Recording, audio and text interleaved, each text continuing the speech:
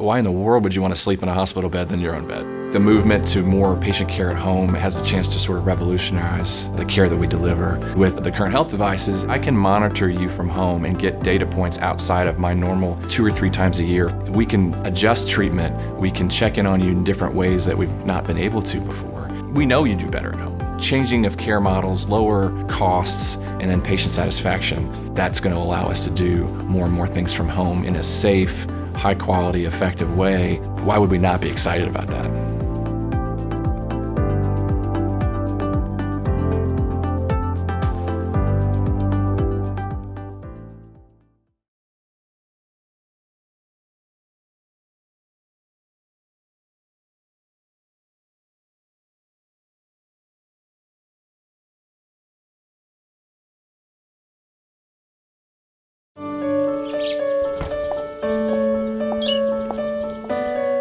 We gave a blue baby nitric oxide to breathe, and the baby turned pink. I remember the nurse saying, "What did you do to the baby?"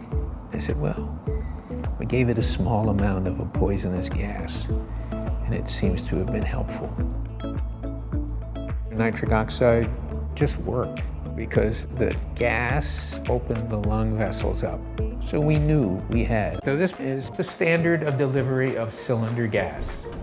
Only very wealthy countries that can afford a lot of trucks and cylinders are doing this. This is a very simple inspiratory synthesis of nitric oxide machine. There is a spark generator in here, which is a little tiny sparker. Each spark combines the nitrogen and oxygen in the air and makes nitric oxide. The electric nitric oxide generated from air with the device we build in the lab, we obtain the same results of gas tank that we usually use in the hospital. My father is a doctor, a scientist, an inventor, and an explorer. Our first generation product is the hospital unit. Next generation product, a wearable device, really opens.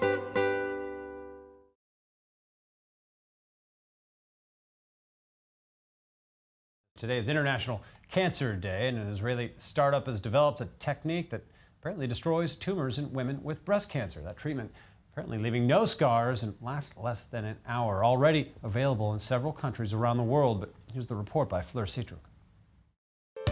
Typically, surgery is the first treatment offered to women affected by breast cancer. But the consequences tend to be serious: hospitalization, scars, and in the majority of cases, reconstruction of the chest. The shape of the breast. For women, it's extremely important. No need to do a follow-up reconstructive plastic surgery.